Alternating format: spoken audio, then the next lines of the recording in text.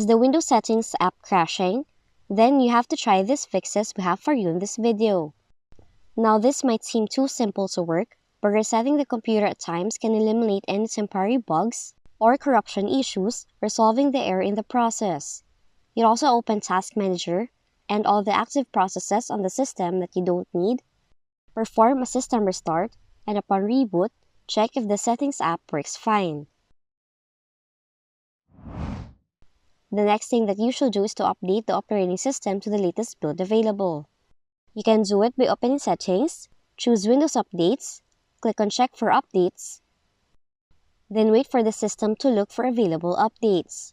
Now once the updates are displayed, install them one by one, then restart your system and check if the issue is resolved.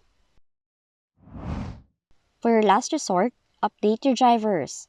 All you have to do is open Device Manager, expand the Display Adapter section, right-click on your graphics driver, choose Update Driver, click Search automatically for drivers, and then the Device Manager utility will now begin scanning the system for an updated driver version. Once found, follow the on-screen instructions to install it.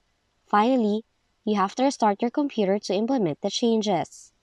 So that's how you can fix Windows Settings apps keeps crashing on your Windows computer. If you found this video helpful, kindly like and subscribe. You may also click and turn on the notification bell so you can be notified from whenever we release new videos.